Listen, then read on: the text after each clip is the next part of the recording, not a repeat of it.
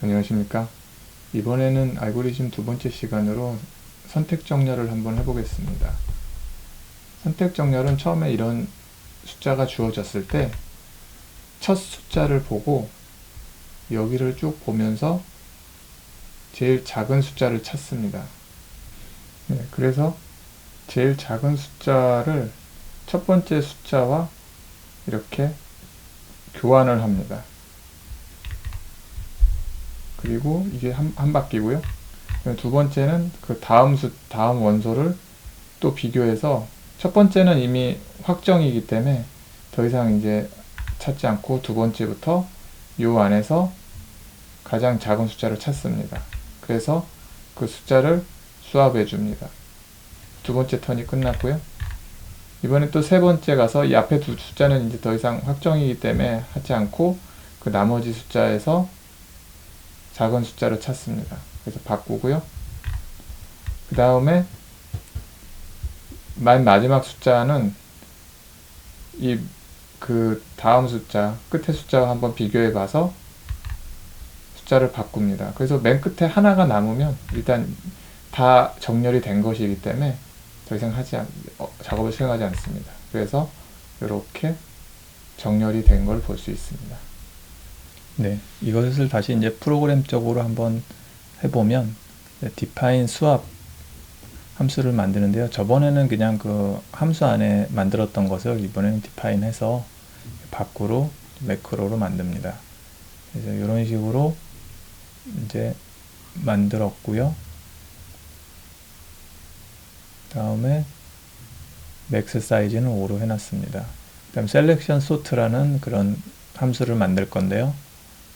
int 값은 세 가지를 선언하는데 이번에 다른 것은 제일 작은 숫자를 표현하는 리스트라는 그런 변수도 같이 넣습니다. 그 다음에 이중 포문을 똑같이 사용을 하고요. 리스트 i는 리스트라고 이제 처음 거를 하고요. 그 다음에 이중 포문을 사용해서 만약에 리스트 j가 리스트 제일 작은 숫자보다 작다면 리스트는 j고 그렇지 않다면 그때만 수합을 하는 그런 식으로 알고리즘이 되어 있습니다. 그 두 가지 거를 아까 매크로를 한 거를 쓸 수 있고요. 그 다음에 맥스 사이즈는 이렇게 하고 아래쪽은 저번에 한 것과 이제 거의 동일합니다. 네. 처음에 찍고 나서 보니 처음에 숫자를 잘못 입력했는데요. 다시 고칩니다. 그래서 이 부분을 예제와 똑같이 숫자를 쓰고 다시 해보면 이렇게 잘 나오는 것을 볼 수 있습니다. 선택 정렬의 시간 복잡도는 t에는 n-1 이런 식으로 쭉 버블 정렬처럼 쭉 가서 결국에는 n의 제곱 선택 정렬 보시면 이렇게 되는데 근데 일반적으로 선택 정렬이 버블 정렬보다 빠른데요. 그 이유는 그 로직은 비교를 계속 버블 정렬이나 선택 정렬 둘 다 하지만 그 수합을 버블 정렬 같은 경우는 할 때마다 계속 바꿔가면서 버블 터지듯이 숫자를 바꿔주는데 선택 정렬은 비교를 해서 조건에 걸릴 때만 그 수합이라는 함수를 쓰기 때문에 그 자원을 좀 더 적게 먹습니다. 그래서 기본적으로 버블 정렬보다 선택 정렬이 조금 더 빠른 걸로 되어 있습니다. 하지만 다른 정렬에 비해서는 역시 n의 제곱의 시간 복잡도를 가지기 때문에 빠른 정렬이라고 볼 수는 없습니다. 그래서 일단은 이런 상태로 대충 속도에 대해서는 참고를 하시고요. 다시 한번 그 코드로 살펴보면은 stdio.header 파일 넣고 그 다음에 여기서 보실 거 수합이라는 매크로를 이런 식으로 선언을 했습니다. 그 내용은 전에 그 버블 소트 할 때 그 수합을 쓴 거를 그냥 이렇게 한 줄로 이렇게 편하게 쓸 수 있게 해 놓은 겁니다. 그 다음에 define max size 한 거 똑같고요. 다음에 이제 셀렉션 소트라는 이런 함수를 만든 것이고, 이걸 나중에 여기서 부르게 되는 겁니다. 네, 이 함수를 한번 살펴보면 처음에 i, j, 템프는 똑같은데 이번엔 리스트라는 거 제일 작은 숫자로 표현하는 이런 변수가 하나 만들어졌고요.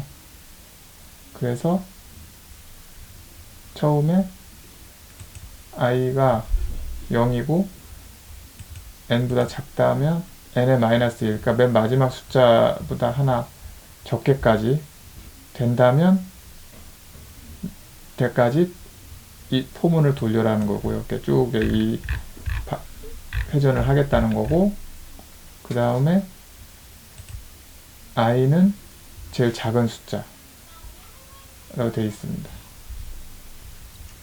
네, 첫 번째 포문에서 i가 0이고 i가 n보다 작을 때 갖고 있는 수만보다 작을 n-1, 그러니까 맨 끝에 건 하지 않고 여기 이만큼 하는 동안 계속 도는 거고요. 리스트가 i라는 것은 이제 첫 번째 보면 이 첫 번째 숫자가 i를 만드는 거죠. 내부 포문을 돌리면서 그 하나씩 올라가는데, 내부 포문을 다시 한번 살펴보면요, j는 i 플러스 1이니까 이게 i고, 이 내부의 i 플러스 1 여기서부터 시작을 하는데, j는 그 j가 리스트 요 안에서 이 첫 번째 거보다 j는 i 플러스 1이니까 그 다음 숫자를 비교하는 겁니다. 비교했는데 이건 크니까 그냥 가고, 이게 작을 경우까지 계속 돌면서 포문을 통해서 하나씩 서로 비교해 보다가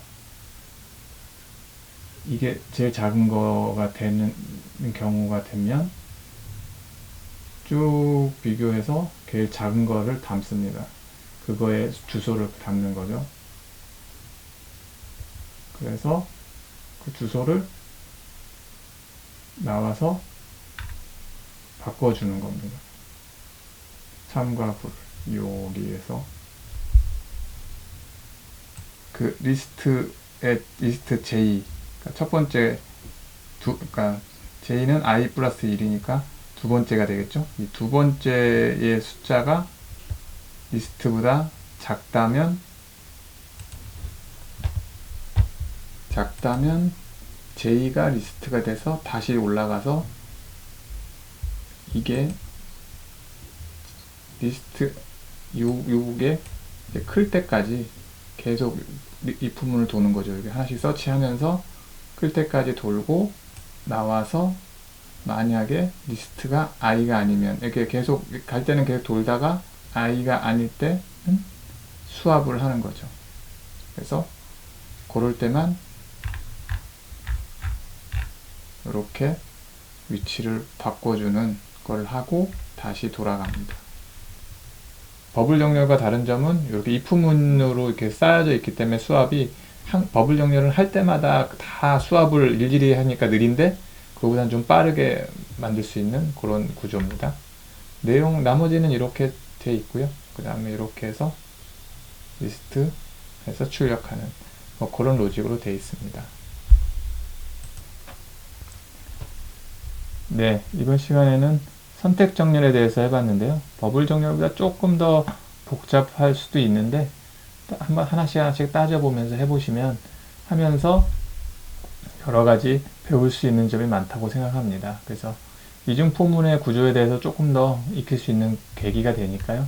한번 천천히 하나씩 따져가면서 해보시길 바랍니다. 계속 말씀드리지만 저희가 하고자 하는 것은요, 이 알고리즘을 완벽하게 외워서 숙지하고 이런 거보다는 그 알고리즘을 통해서 알고리즘이 있는 이런 구조를 어떻게 프로그램으로 표현하는가, 그리고 그 프로그램의 그 구체적인 그 표현에 대해서 익숙해지고 문법도 좀 더 자세히, 그냥 문법을 알지만 그걸 어떻게 응용하는지를 좀 배울 수 있는 기회이기 때문에, 그리고 굉장한 잘 돼 있는 정석이기 때문에 하는 것이니까요. 한 번씩 그냥 눈으로 보기보다는 하나씩 따져가면서 해보는 게 굉장히 도움이 된다고 생각합니다. 그럼 다음 시간에 다른 알고리즘으로 다시 찾아뵙겠습니다. 수고하셨습니다.